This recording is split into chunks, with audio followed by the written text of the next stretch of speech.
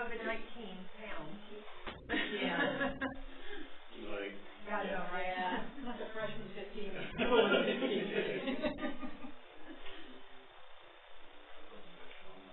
can go shopping and we're all going to have them.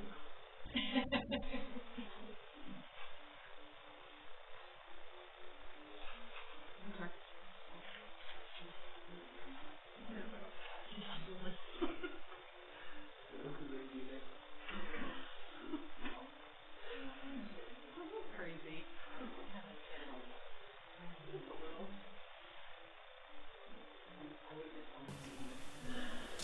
Ready? Let's do it. Bill, would you like to lead us in the pledge of allegiance? Pledge allegiance to the flag of the United States of America and to the republic for which it stands, one nation, under God, indivisible, with liberty and justice for all.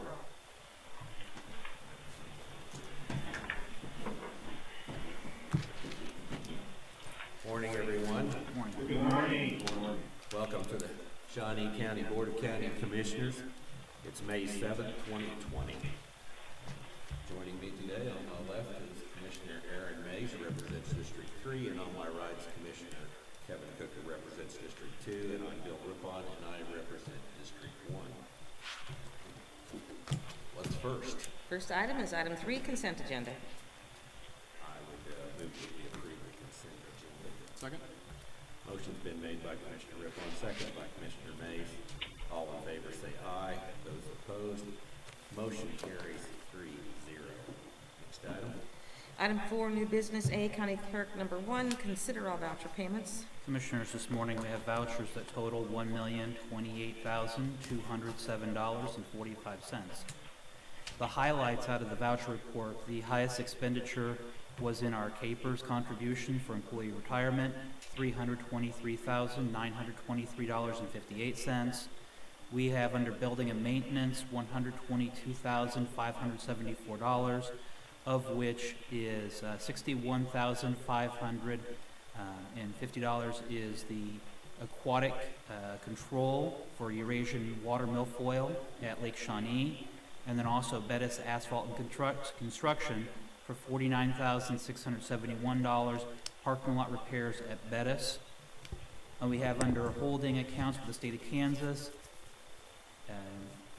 the amount, make sure I get mine, $85,586.68 for holding accounts for the state of Kansas. Health insurance premiums of $123,836.50. Under Parks and Recreation, under a collective of different expenditures, $111,325.51, and then finally, under sewer districts, City of Topeka, $111,224.39 is the first quarter operation and maintenance of the Sherwood and Sewer District 2, 6, and 65. I do not have any questions regarding the vouchers. Would move for approval. Second. Motion's been made by Commissioner Cook, second by Commissioner Rippon. All in favor say aye. Those opposed, motion carries 3-0. Next item. Item A2, consider correction orders. I would move that we approve the correction orders. Second. Motion's been made by Commissioner Rippon, seconded by Commissioner Mays. All in favor say aye. Those opposed, motion carries 3-0. Next item. Item B, information technology number 1, consider approval of request to utilize $10,235 in contingency funding for an emergency purchase through Torgerson Trenching to relocate an underground optic fiber cable. Morning, Commissioners. Mark Price, Information Technology. Last week, we were contacted by the construction manager on this project of 8th Street that a fiber we have that feeds the 10th Street Clinic was going to be a problem with the road substrate, I think, and a drainage box they were putting in place. We got with Torgerson and have it scheduled to be moved. I believe they're going to be starting work on Saturday. And any other questions I can answer. This is a trench or bore? They're going to be doing a bore. How long will this take? I think they were estimating about 2 to 3 days. It might be a little bit longer because we have to do a fiber splice, and we'll schedule that around the 10th Street Clinic being open. It's gonna interfere with any traffic or anything, but probably not being able to work with. No, there should be no traffic. And they're already doing construction there. I believe where they're working out, 8th Street is actually closed east of Lane right now. So it should not affect that. We're actually moving our line between an existing fiber optic line and a water line where there's about 6 feet of open space where between the water line, where we currently are, which is between the water line and the curb, there's only maybe a foot of easement. So this will give us a lot more room to hopefully in the future not have to ever worry about this again. Any other questions? I have none. I'll move for approval. I'll second. Motion's been made by Commissioner Rippon, seconded by Commissioner Mays. All in favor, say aye. Those opposed, motion carries 3-0. Thank you. Mark. Next item. Item C, solid waste. Number 1, consider authorization and execution of contract C-177-2020, amendment to contract C-107-2015 with Rearick Pacific Company reflecting the updated pricing on rollout containers for a 3-year term, May 7, 2020 through May 6, 2023, with funding from the solid waste collection operational budget. Good morning, Commissioners. Bill Sutton, Shawnee County Solid Waste. Earlier this year, we went out for bids for our rollout containers, both on the refuse side and our recycle side. April 23rd, the Commission awarded the bid to Rearick Pacific to be our vendor for these containers. Since we already had a contract with them, we simply amended the old contract with the updated pricing, and we're asking for approval of a new 3-year contract with Rearick Pacific to supply our cards for us. Subject to your question, gentlemen. Any questions? I'll move for approval. Second. Motion's been made by Commissioner Cook, seconded by Commissioner Mays. All in favor, say aye. Those opposed, motion carries 3-0. Thank you, gentlemen. Next item. Item D, Public Works. Number 1, consider authorization and execution of contract C-178-2020, change order number 1 to contract C-34-2019 with Bettis Asphalt and Construction, Inc., to allow for the cold milling and hot mix asphalt overlay to a section of Southeast Croco Road at a cost of $313,452.70 with funding from the Southeast 29th Street project account. Good morning, Commissioners. I realize we're in difficult times, uncertain times, but I would like to spend an additional $313,000 to mill and inlay Croco Road from approximately 21st Street down to 29th Street. In order to do that, again, we would accomplish that with a change order on our Southeast 29th Street project. Your first question is, well, if we're in uncertain times, why do you want to spend this money right now? Number 1, the asphalt oil price index right now is $410 per ton. When we let the Southeast 29th Street project here approximately 15 months ago, it was over $500 per ton. So price is one reason. Reason number 2, traffic counts are down. Croco Road takes quite a bit of traffic. And I think right now, if you assume the people that live in Aquarian Acres, they're like the general population. Many of them are not working or working from home. And the community at large is not using Croco Road like is traditionally done. So traffic counts are down. So I think this is a wonderful time to mill and inlay the 5 lanes of Croco Road, approximately 4,800 foot in length. From first glance, it may not look like now is a good time because we have Southeast 29th Street closed and we have the intersection at Aquarian Acres closed. But this project will go so fast that I think, and again, traffic counts are low enough that I think the disruption to the people that live in Aquarian Acres will be minimal. We can do this work in such a short period of time. We can close this intersection on Croco Road. There's 2 of them actually that for people to get into Aquarian Acres. The closures will be so short that I believe the inconvenience to the public will be minimal. So in order Another thing that I want to talk about is over the next few years, there's going to be projects taking place, whether they're county or city, and they will rely on Croco Road for alternate routes. And so, again, if we don't do this project now, I think maybe now is the best time in the next 2 or 3 years. And so with that, I'll take your questions. Mr. Chairman? Yes. When was the Croco Road last done or last overlaid? You know, I can't answer that question, but I will tell you that the pavement on Croco Road isn't in the greatest shape. Okay. And when it was constructed, they did what I consider one of the 10 sins of pavement, is you place your asphalt along lane lines because you don't want people in the rain to be, you want your pavement markings to guide people. You don't want joints in the pavement to guide people. Right. And if you've driven Croco Road lately, we've got joints right in the pavement or in the wheel lines. That's a no-no.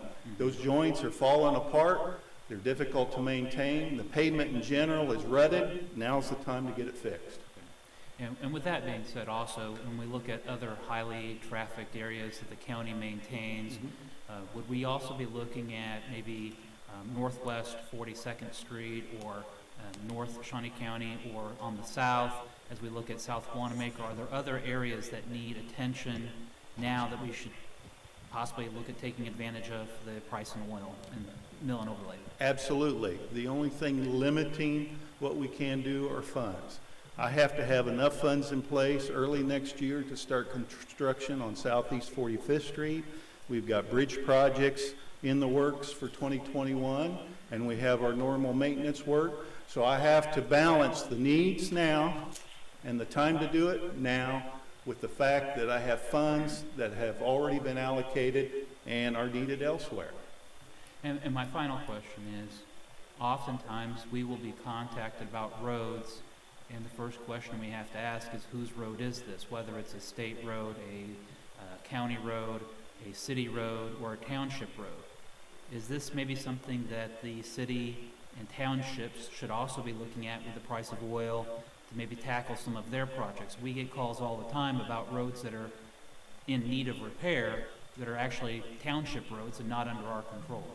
I would just say now is a great time to do it because, again, I keep harping on it. Traffic counts are low, so the inconvenience to the public theoretically would be low, and oil prices are low, so theoretically now would be a great time to do it. Okay, thank you. Kurt, back to the Croco Road project. Would this be, when you do this mill and overlay, would you do just one lane at a time so we wouldn't completely close down? Yeah, the road won't be closed. We'll be doing one lane at a time. When they mill, they'll go north, they'll turn and come south. It'll go quick, and the road will never be closed to traffic. Any other questions? Yes, and I'm sorry. Betty Greiner, Director of Administrative Services. I just wanted to point out that this will not affect our operating funds for this year. This is coming from capital project funds that have already been allocated for that purpose, and this will not take away from operating funds for this year. Thank you, David. Commissioner Mays. Kurt, I think this is great, and it's always good. I know that infrastructure investments are going to happen, even though we are trying to cut expenses where we can. I think it's good that we're capitalizing on the decrease in prices, and I'm glad to see this happen. So I'll move for approval. Second. Motion's been made by Commissioner Mays, second by Commissioner Cook. All in favor, say aye. Those opposed, motion carries 3-0. Thank you. And it also helps keep people working too, these projects. If you stop all these projects, put a halt to all of them, you're cutting into people's jobs, their livelihoods. So anyway. Thank you. Next item. Item 5, Administrative Communications. Okay, at this time, it's time for people in the public who have any questions. And I think we're going to field those first. We have one.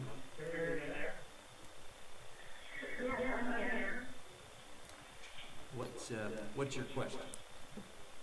Good morning, Commissioners. Thank you for this opportunity to talk about your concern. In the Pacific Capital Journal article dated May 4th of this year, it was made clear to us that 29% of our lovers infected with the coronavirus were African Americans, what was only 8.5% of our population. I humbly beg the Commission, I thank you for suggesting the authors of the Shawnee Community Health Improvement Plan or CHIP to investigate a potential disparity in healthcare for minorities. If the perceived injustice could be true, I also want them to ask why and report pathways for improvement. Thank you for your time and have a blessed day. Could you give us your name just for the record? Yes, I'm Jerry Scholar. Okay. You're a resident of Shawnee County? Yes. Okay, thank you I'm very the much. Commissioner of the District. Okay, thank you very much. Thank you. Bye-bye. All right. Linda, did you want to comment on this? Good morning, Commissioners. Linda Oaks from the Health Department. Thank you, Commissioner. Yes, I would like to comment on this. I'm going to pull up the dashboard again, excuse me, that we had up the other day. So I'm going to take us back to the county health rankings from 2019. You might remember we dropped quite a bit in, and I'm going to refer to this because my memory is just pretty bad right now. We dropped in some areas and for health outcomes. We went from 61st to 79th. And the main reason we dropped in this is because our number of years of potential life lost. That looks at life expectancy for our residents. And so the number of potential years lost for blacks is 15,600 years. That's over the whole population. 6,800 years for Hispanics and 7,700 for whites in Shawnee County.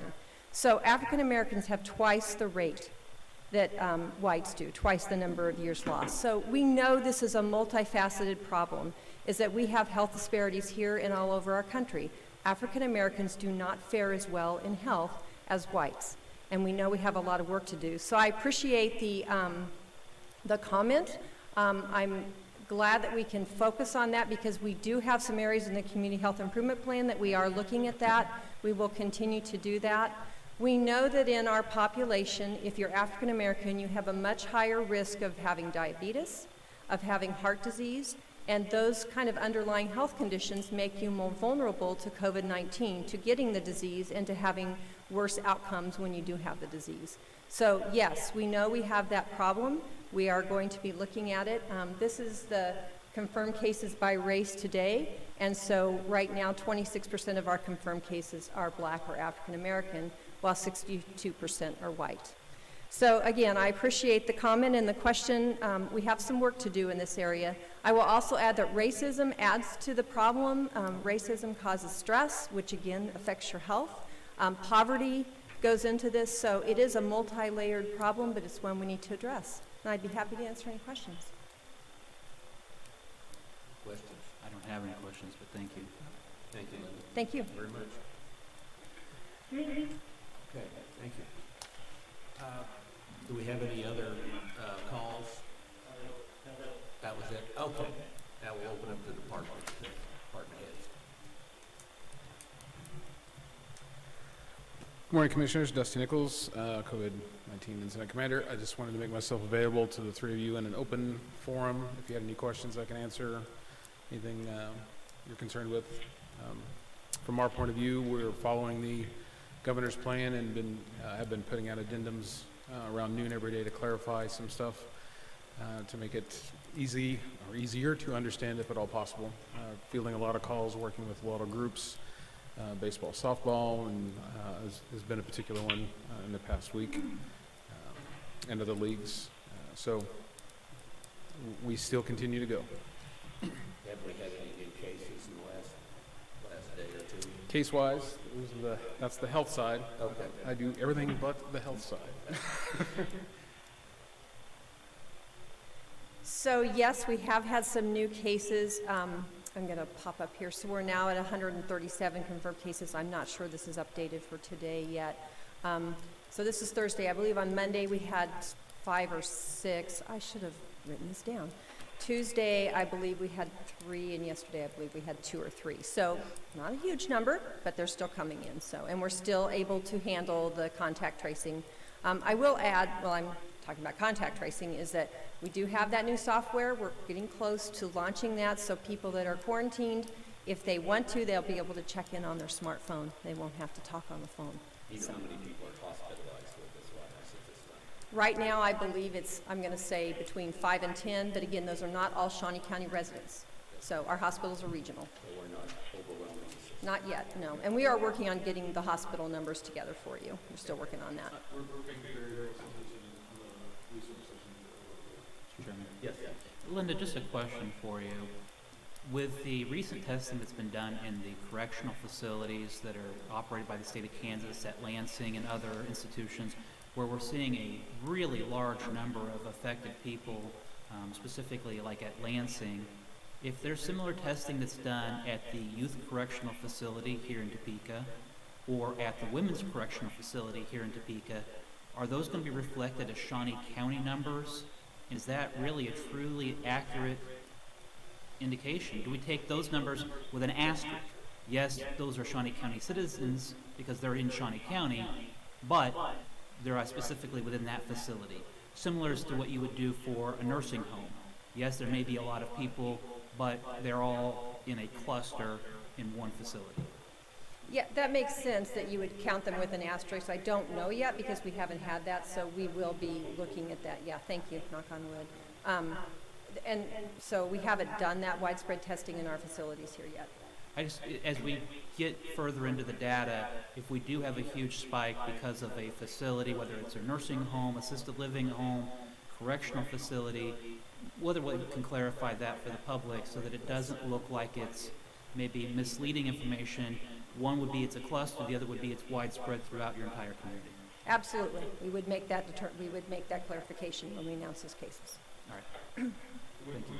Just for the public audience, when we give those numbers, we talk very in depth about what we can do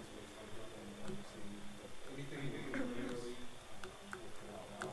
Yeah, Dr. Pizzino guides us in that effort. Yeah, and Jim, mostly on the weekends. Dusty, what about the PPEs? Are we getting plenty of protection?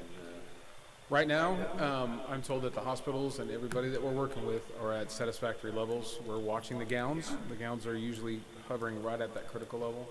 I know at the state level they received some more, and they've identified some other vendors that we can get some stuff from. So right now I'm comfortable with saying we're not at a critical level on anything. We are watching the gowns, though. And we do have some decon equipment and stuff that they're working with as well, so we can reuse some of that stuff. Questions? Not so much a question, but just kind of an observation is I was on the KDHE website earlier today looking at the map of Kansas and all of the cases on a county-by-county basis. And when you look at those numbers, it becomes evident that we've done a fantastic job here. And I think that there are other communities that are looking at Shawnee County on how to do this the right way. And so it's important for not only you guys, but for our citizens to understand that we've done a good job and we need to continue to do a good job because people are watching. Sure, I appreciate that, sir. It is a lot of data, changing very frequently, and so we're trying to take it all in and do the right thing to balance out just not only the patient counts and the hospital resources, but also what's going on in the community with the domestic violence and the other threats that are out there. So it's a delicate line we're walking, and if we have to adjust, we will. But I appreciate the comments. I'll pass it on. I have another question. Are you getting a lot of questions from business owners as to how they can proceed? I would say this week about 60% of my phone calls are business owners just asking questions, clarifying. All of them are wanting to do the right thing. So that's a good sign. I feel really comfortable with the businesses trying.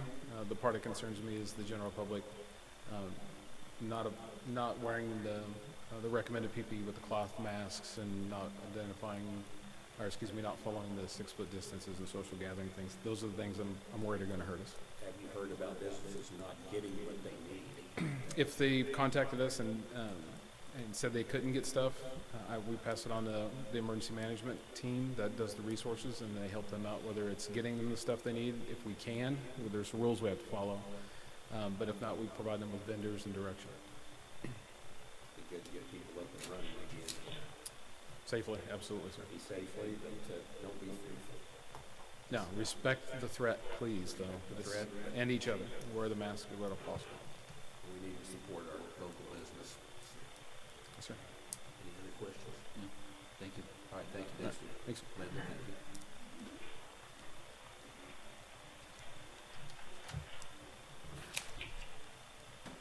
Just in case the commissioners, Kurt Niehaus, Director of Public Works, just in case you get any questions, just a reminder, Southeast 29th Street is closed today to put in crossroad pipes. I understand the work is going very well, so work should be complete hopefully by 6 p.m. and road will be back open to 1 lane in each direction. Thank you, Kurt. Anyone else?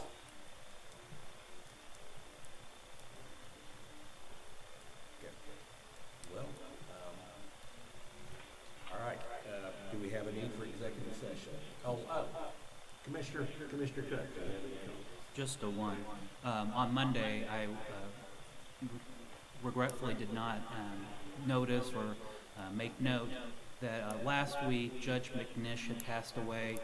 Some of you may be familiar with Judge McNish. He was a district court judge for 27 years. He grew up in Missouri, was a Marine. He went to law school, moved to Topeka in '67, served as a municipal court judge and then a district court judge from 1977, fully retiring as a pro tem judge, a senior judge in 2016. He really was a staple to the courthouse, to the court system. A good description of him was a wise and learned jurist. He really was a down-to-earth person and will be deeply missed in the community. Thank you. Mr. Mays? I don't have any comments this time, so we have no need for executive sessions. We're adjourned. We do. Oh, okay. So I didn't make a motion I'd like to make a motion to go into executive session to discuss personnel matters of non-elected officials, not to exceed about a half hour. So we have them scheduled for 10, 10:30, and 11. They are considered an executive session. Right. We'll start at 10 o'clock, ending at 11:30. So no action will be expected at this time. So we are now in. Second. All in favor, say aye. Those opposed, motion carries 3-0. We're now in executive session. Thank you. I didn't realize it was taking And you're really not in an executive session yet. You don't go until 10 o'clock. So you're free to roam around. Roam the halls. All right. Hit me that before your evaluation.